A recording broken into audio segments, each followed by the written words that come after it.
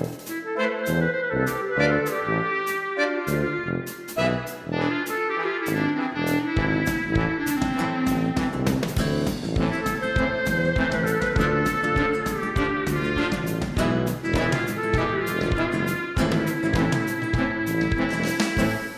2019, parce que c'est 80 ans après 1939, qui devait être l'année de la première édition d'un festival de cinéma à Cannes.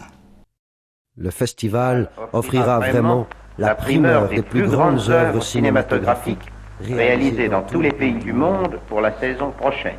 Le festival, ne l'oubliez pas, durera du 1er au 20 septembre. La Côte d'Azur est un cadre unique qui permettra de faire connaître à nos hôtes une grande saison du cinéma telle qu'on n'en a jamais vu dans les autres pays. Du reste, les préparatifs se poursuivent activement à Cannes. Déjà depuis 4 semaines, l'équipe technique chargée de l'organisation du festival travaille à la préparation du cadre dans lequel il doit se dérouler. Les travaux d'aménagement du hall du casino transformeront celui-ci en une salle luxueuse qui contiendra 1000 places. Nous espérons ainsi que le Festival international du film de Cannes sera un triomphe de l'organisation, de l'accueil et du goût français.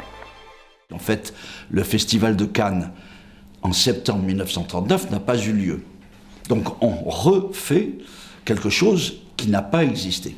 Cette idée, elle est née au cours d'un colloque un peu savant sur la parole, sur Jean Zay, l'éloquence, etc.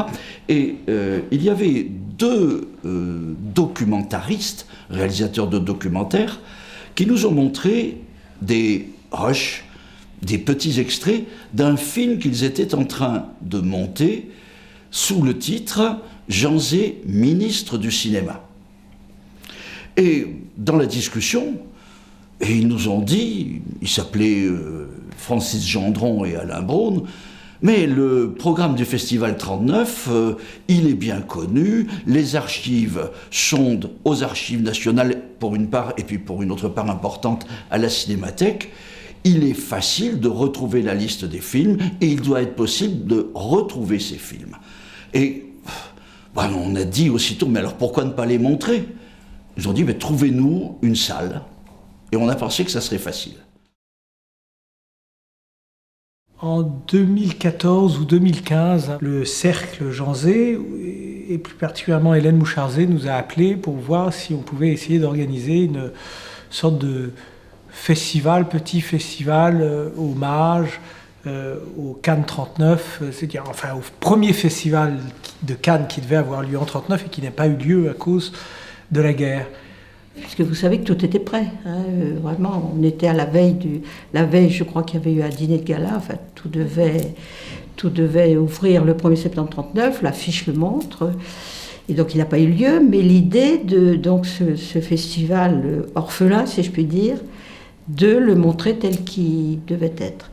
Alors il nous a semblé que puisque le festival de Cannes 1939 était l'œuvre du ministère dirigé par Jean Zay, et que Orléans est la ville de Jean Zay, est restée la ville de Jean Zay. Orléans dont je connais chaque pierre, disait-il. Bon, au fond, c'était bien aussi de montrer qu'il y avait une survivance de ce respect dû au ministre et de l'intérêt porté à son œuvre. Et donc, en effet, moi personnellement, ainsi qu'à ma sœur Catherine, qui est ma sœur aînée, l'idée nous a paru très belle et elle a beaucoup plu immédiatement. En fait, tout le monde a été enthousiaste. Ah, ça fait maintenant près d'1 an que Hélène Mouchard-Zay m'a parlé de ce magnifique projet de refaire Cannes 39 à Orléans. Et comme elle sait mon attachement à plusieurs sujets, à la personnalité de Jean Zay dans notre ville, j'ai été très rapidement séduit par ce qu'elle me proposait. Le nom de Jean Zay est bien connu. Il est bien connu parce que ça a été un des ministres dont l'action au ministère a été la plus longue. Un peu plus de 3 ans et demi à l'époque du Front populaire, juste avant la guerre. D'abord, il aimait beaucoup le cinéma. Je me souviens de ma mère quand j'étais enfant, donc après l'assassinat de mon père, qui nous racontait que quand il était jeune ministre, dès qu'il avait quelques heures, il téléphonait à ma mère, il lui disait « Bon, on va aller au cinéma, tu te prépares, on va au cinéma ». Et puis souvent, il voyait plusieurs films à la fois. Donc il adorait le cinéma et il a très vite conscience que le cinéma, c'est un enjeu formidable à l'époque. Ce que d'ailleurs les nazis avaient très bien compris. Jean Zay, c'était le ministre de la jeunesse. Qu'elle soit sur les terrains de sport, qu'elle soit dans les écoles, qu'elle soit dans les institutions culturelles, comme on dirait aujourd'hui. Jean Zay, c'était le plus jeune député en son temps. C'était le plus jeune ministre de l'Éducation nationale. Donc, ça a un sens. En tant que ministre des Beaux-Arts, Jean Zay introduit l'industrie des loisirs, tels que le disque, la photo, le son et le cinéma, dans les domaines de la création artistique. Il considère que ces nouveaux moyens d'expression populaire constituent une nouvelle modernité et de nouvelles perspectives industrielles et économiques. Forcément, dans cette création du Festival de Cannes, il y a ce combat politique qui a été le sien. Et c'est une partie de ce combat politique, il y en a eu d'autres. C'est-à-dire que dès qu'il a été élu député d'ici, vous savez, d'Orléans, en 1932, il a, une année après, Hitler arrive au pouvoir, je rappelle, parfois légal, tout à fait, et avec 33% des voix. Il faut se rappeler de ça, je crois. Et puis, lui, il est de ceux, avec Pierre Mendès France, qui était son ami, etc., il est de ceux qui ont très vite alerté en disant le régime qui vient de s'installer derrière la frontière, c'est très dangereux, il faut absolument la plus grande fermeté contre ce régime. Au sein même du gouvernement, il y avait le ministre des Affaires étrangères de l'époque qui s'appelait Georges Bonnet. Et lui, il était absolument contre la création de ce festival, parce que qu'est-ce qu'il disait ? Il disait, mais si on fait ça, mais ça va vexer l'Italie, et ça va vexer l'Allemagne. Et alors, il ne faut surtout pas vexer l'Allemagne et l'Italie, parce que si on les fâche, on va avoir la guerre. Au Conseil des ministres, M. Jean Zay a soumis un projet de festival de cinéma qui viendrait concurrencer la Mostra de Venise, où, soi-disant, la politique aurait pris le pas sur l'art. Comme diplomate, j'y vois le risque de précipiter le cours des événements. Le président Daladier a sagement décidé de remettre cette question à plus tard. Plus que jamais, on s'étant troublé, nous devons faire preuve de prudence. On ne va tout de même pas risquer une guerre pour du cinéma. À Hollywood, les grandes majors du cinéma comme la MGM, la Warner, la Fox ou la Paramount sont alors au fait de leur puissance et dominent le cinéma mondial par le gigantisme de leur production. C'est-à-dire qu'en juillet 1939, mon père part aux États-Unis, en bateau. À l'époque, on y allait en bateau, donc ça durait un certain temps. Et il va rencontrer les majors américains là-bas pour avoir le soutien de ces patrons de cinéma américain pour son festival. Et il va l'obtenir. Le syndicat des producteurs américains en Europe invite Jean Zay à sceller l'accord autour d'un repas. Tous les représentants des studios sont là, face à Jean Zay, Erlanger et l'équipe du festival. C'est-à-dire ce festival qui est en train de préparer, à partir de ce voyage, a vraiment le total soutien des États-Unis. Et c'est très important. Il faut avoir en tête que la création du festival en lui-même est tout d'abord un acte politique. Pour aller contre le grand festival de l'époque, qui était le festival de Venise, et qui avait été pris en main par le gouvernement de Mussolini, un gouvernement fasciste. Ministro della propaganda del Reich, Sua Eccellenza Goebbels, ricevuto dal Ministro della Cultura Popolare, dal Presidente della Biennale e della Mostra del Cinema Conte Volpi di Misurata. È giunto a Venezia per presenziare l'inaugurazione della mostra d'arte cinematografica. La dernière remise de prix s'était faite sur deux films, un dont j'ai oublié le titre, mais un truc de course de voiture, et un autre qui était un film de Leni Riefenstahl, qui était la cinéaste des nazis. Cinéaste du Reich, Leni Riefenstahl est un pilier du système de propagande nazie. Elle bénéficia de moyens colossaux pour couvrir les Jeux Olympiques de Berlin en 1936. Dans sa superproduction, Les Dieux du Stade, elle inventa des techniques de captation nouvelles pour son époque. Ich verkünde die Spiele von Berlin zur Feier der 11. Olympiade neuer Zeitrechnung als eröffnet.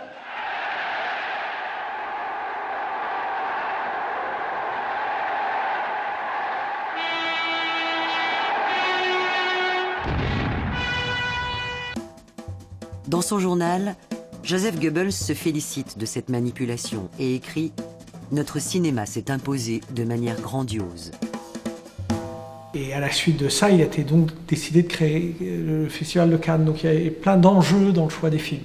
Créer ce festival à Cannes, c'est un acte artistique, c'est un geste artistique, mais c'est un geste de résistance. Et c'est un geste de résistance fort pour dire au pays totalitaire qui est à côté, vous avez fait ça à Venise, mais nous on est là et on résiste. Et pour nous, je crois que ça montre aussi que la culture peut être aussi un acte de résistance. On peut résister quelle que soit la période. Là, le contexte était très précis, mais encore actuellement, on peut résister par la culture aussi, et en l'occurrence par le cinéma. Le festival international n'est pas créé dans le but de combattre des manifestations déjà existantes et encore moins de les imiter. Par conséquent, si je vous comprends bien, Monsieur le Ministre, le but de la France, en créant le festival, est surtout d'encourager l'art cinématographique. Certainement, encourager l'art cinématographique sous toutes ses formes afin de contribuer à provoquer entre tous les pays producteurs un véritable esprit de collaboration. Et chacun conviendra que nul pays, mieux que le nôtre, ne pouvait présider à une telle manifestation dans un esprit d'objectivité artistique et d'impartialité absolue. Et si on se reporte aux écrits de Jean Zay et à la confiance qu'il manifestait dans la jeunesse, et à tout ce qu'il disait sur le fait qu'il fallait, dans le cadre des établissements scolaires, inciter la jeunesse à apprendre, à suivre les cours, à faire les devoirs bien entendu, mais également à fabriquer, à construire, à être artisan de projets ou d'œuvres, qui, comme un film par exemple, serait un moment marquant d'une formation. C'est pour ça que c'est vrai qu'on met la jeunesse au centre, disons, en très bonne place de ce projet. Pour moi, c'est la reconnaissance de ce qu'il a fait, du rôle qu'il a eu, du rôle important qu'il a eu. Donc, c'est en effet une fierté, je ne vais pas dire le contraire. Et puis aussi le fait que maintenant, on sait exactement quel a été son rôle, en particulier dans cette résistance au régime fasciste. Les premiers contacts ont été avec des gens de cinéma, avec le cinéma Les Carmes, avec des distributeurs, avec non pas le ministère, mais l'organisme du ministère qui est en charge du cinéma, CNC, Centre National du Cinéma et de l'Image Animée, avec le ministère de l'Éducation nationale, avec le ministère de la Culture, les collectivités territoriales que sont la mairie d'Orléans. On a pris contact avec le conseil départemental, avec le conseil régional, etc., qui nous ont tous dit de la même façon, alors ça, c'est une grande idée, ça c'est une belle idée, on vous soutient. On a su que les grandes nouvelles, c'est quand on a eu l'appui à la fois de la mairie d'Orléans, qui appuie vraiment cet événement, qui veut que ce soit un événement, alors non seulement Orléans, capitale du cinéma, mais aussi un événement festif. Parce que ça, c'est dans le projet de départ aussi. Il y a une phrase de mon père que je vous indiquerai tout à l'heure où il dit qu'il faut que ce soit un événement festif. D'ailleurs, il y avait des événements qui étaient prévus. Il y aura par exemple un bal. Il y aura un bal costumé. Ça, c'est la grande idée d'Antoine Debec. Et ça sera la fête du cinéma en même temps. Donc tout ça, quand j'ai su le soutien de la mairie d'Orléans, parce que ça il le fallait, le soutien du CNC, qui est quand même la grande institution du cinéma en France. Et puis l'enthousiasme des gens, donc je me suis dit, bon, ça va se faire, mais c'est quand même compliqué à organiser. 5 ans. 5 ans. 5 ans avec des hauts et des bas, des moments d'espoir, des moments de doute, des moments très agréables quand des tas de gens nous disent « c'est très très bien, alors voilà, c'est une idée extraordinaire du jamais vu ». Voilà une équipe de gens qui vont faire revivre quelque chose qui n'a jamais existé. Puis des moments de doute quand on entendait « débrouillez-vous pour le réussir ». Vous nous aiderez financièrement ? Peut-être, faut voir. C'est aussi surtout une association, il y a tout un collectif qui s'est créé. C'est ça qui est passionnant dans ce genre d'aventure. Et puis c'est de donner des moyens de façon à ce que ça se réalise à la hauteur de l'enjeu que cela représente. C'est une grosse production, ça va être un événement. Et si on a pensé à tant d'argent, c'est parce que il faut venir les films. Il faut acheter les droits des films. Il faut prévoir l'accueil des intervenants qui vont présenter les films, des spécialistes du cinéma, de la critique, des acteurs, des actrices qui vont venir. Il y aura un jury, et ce jury, il va quand même falloir l'accueillir d'une manière convenable. Le business model de notre festival repose sur des deniers publics, mais sur un mécénat privé. Et évidemment, si vous avez des stars qui sont connues internationalement, ça favorise la venue des sponsors. Donc on est aussi dans cette démarche-là, puisque les masterclass qui auront lieu pendant le festival auront un trait au métier du cinéma. Donc il y aura une séance dédiée aux acteurs, une aux réalisateurs de films et la troisième aux compositeurs de musique de film. L'enjeu, c'est ensuite d'attirer le public d'aujourd'hui sur des films d'hier. Pour nous, Cannes 39 est à la fois une manifestation de cinéphiles, c'est une manifestation pour les spectateurs, ceux qui vont habituellement au cinéma. Et puis nous voulons aussi que ça soit un moment comme il n'y en a peut-être pas toujours dans une vie de lycéen ou de collégien. Puisque l'enjeu, effectivement, encore une fois, c'est de pouvoir accueillir le plus grand nombre de festivaliers possible. On voudrait faire converger le temps du festival 300, 400, 500 jeunes gens venus spécialement pour vivre ce que c'est qu'un festival. Parce que des films, vous en avez tous vus, à la télévision, au cinéma, en classe. Mais être dans un festival, c'est se plonger complètement dans une programmation. L'idée, c'est que ce théâtre soit en ébullition pendant une semaine, qu'il y ait évidemment les projections, qu'il y ait des stars, qu'il y ait des masterclass, mais qu'il y ait aussi tout un volet pédagogique, que les 3 salles du théâtre, puisqu'on privatise le théâtre durant une semaine, que les 3 salles du théâtre soient utilisées, je n'allais pas dire à temps plein, mais le maximum possible. C'était évidemment un projet assez enthousiasmant. Le premier écueil était de mettre la main sur tous les films dont certains droits, ou ayants droit plutôt, avaient disparu. Donc on ne savait plus qui était détenteur des droits de diffusion des films, et surtout on ne savait pas sur quel support ces films existaient. Donc on a, à partir d'un magazine publié à l'époque, réuni, Myriam, qui travaille au CAM, qui est associée au CAM, qui travaille ici, a fait une liste de tous les films qui ont été proposés ou sélectionnés pour cette première édition. Donc on a regroupé tous ces films, on s'est rendu compte que sur la 30aine de films qui étaient sélectionnés, il y en avait peut-être que 5, voire 8 qui étaient encore disponibles, sur un matériau qui soit projetable. Chaque jour nous apprend une nouvelle adhésion. Et tour à tour, l'Angleterre, l'URSS, les États-Unis, la Suède, la Pologne, la Belgique ont annoncé leur participation. Quant aux producteurs américains, il est entendu qu'ils enverront à Cannes leurs meilleurs films. À l'époque de Cannes 39, c'était les pays qui proposaient des films.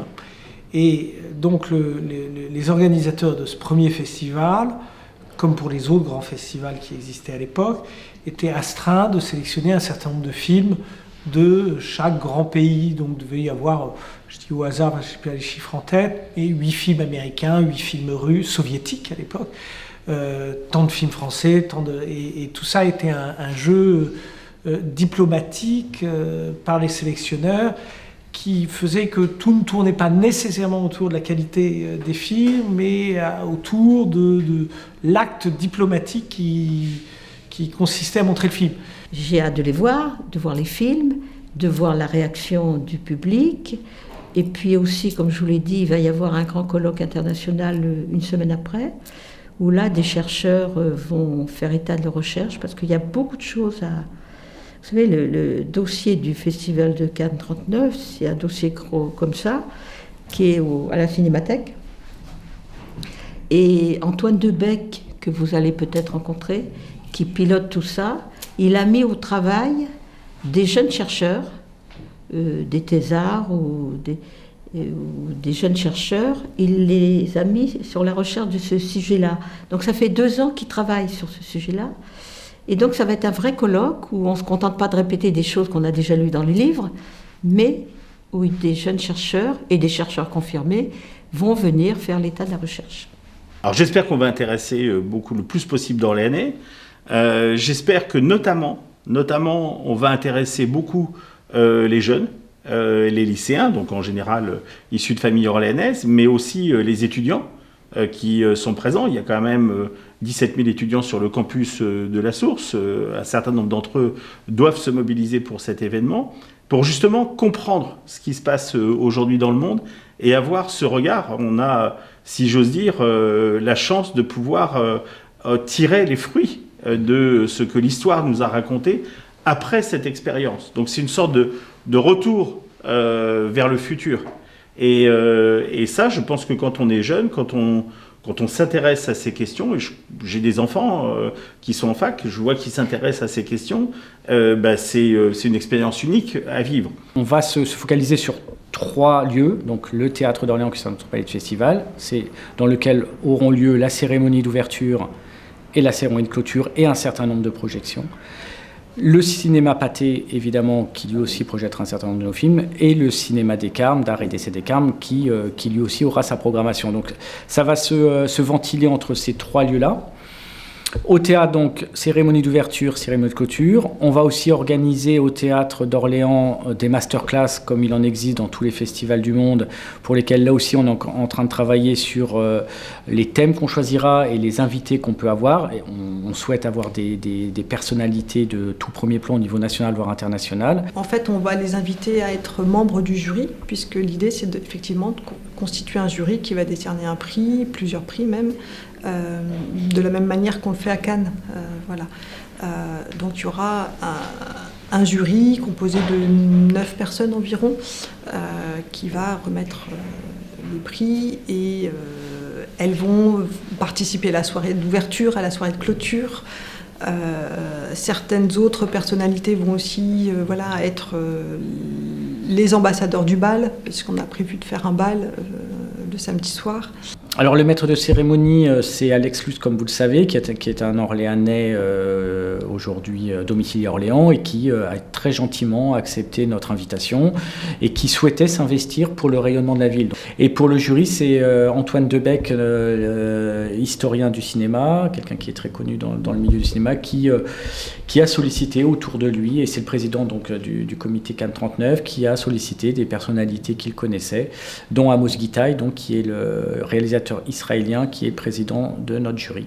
J'ajoute aussi que, comme vous le savez, il y a un jury lycéen qui sera mis en place. Donc ce jury lycéen remettra un prix, le prix des lycées, lors de la cérémonie de clôture. Et j'ai passé aussi une convention, un partenariat avec France Bleu Orléans pour que tous les jours, en direct, ces lycéens s'expriment sur les ondes de France Bleu Orléans, décryptent les coulisses du festival, les films qu'ils ont pu voir, leurs coups de cœur, enfin bref, qu'ils puissent tenir un journal de bord quotidien sur le festival à Orléans. D'abord, on a élaboré un logo. C'est le logo du comité Janzé Cannes 39. On a déjà l'intention et on a déjà des contacts et les réseaux qui le permettront de contacter et la presse locale et la presse nationale, j'allais dire généraliste, mais aussi spécialiste, donc la presse qui traite plus spécifiquement de la culture et du cinéma. Donc on va croiser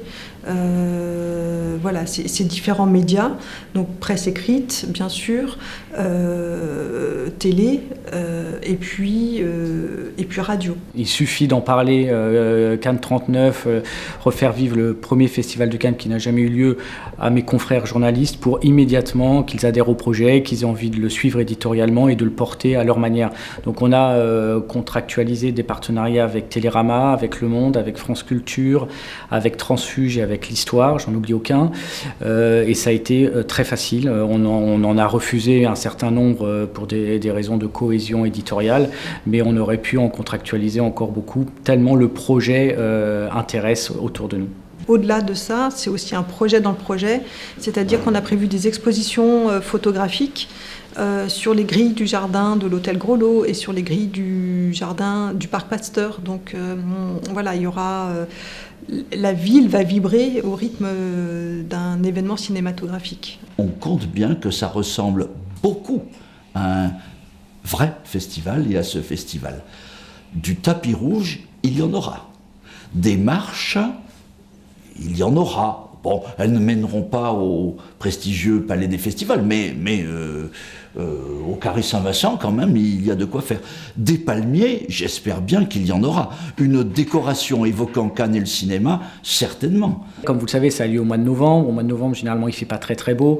Donc, faire des animations en extérieur, c'est pas simple. En revanche, on a pensé effectivement à scénariser l'événement, c'est-à-dire qu'on souhaiterait faire des bords de Loire un peu notre croisette, une montée des marches. Alors après, il faut qu'on trouve les marches Orléans. On va trouver un tapis rouge, mais les marches, c'est pas toujours facile. Mais il ne faut pas non plus que ça tombe trop dans le bling-bling, quoi. Vous voyez ce que je veux dire il faut trouver l'équilibre. On a pensé que ça serait plus facile que ça n'a été en réalité, mais maintenant, c'est sur les rails, et en 2019, du 12 au 17 novembre, Orléans vivra au temps du programme du Festival de Cannes 1939. Monter le Festival de Cannes 39 en 2019 a des résonances et on peut faire des connexions avec ce que traverse la société aujourd'hui, avec les tensions sociales, avec les tensions politiques aussi qu'on peut percevoir et sentir et en France et au-delà, à l'échelle européenne et mondiale. Et donc voilà, il y a des résonances sur lesquelles on peut effectivement attirer l'attention fortement. C'était important, utile, de faire en sorte qu'on remette cet événement dans son contexte, qu'on en fasse un élément aussi festif, mais qu'à travers cette reconstitution, on soit en train de marquer que le cinéma joue un rôle fondamental dans la bataille des idées. Et donc les gens pourront mesurer par la contextualisation du film, c'est-à-dire à quel point ça nous parle. C'est vrai que le côté mémoriel est passionnant, que l'aspect cinématographique l'est, culturel, pédagogique. C'est un festival qui embrasse un certain nombre de dimensions et chacune sont aussi intéressantes l'une que l'autre. Donc c'est un projet qui est passionnant. Ce sera un festival one shot, une fois. On n'a pas d'expérience avant. On n'a jamais été organisateur de festival, on n'en aura pas après, puisqu'on marque le 80e anniversaire, et puis après, c'est fini, on n'en refera pas d'autres.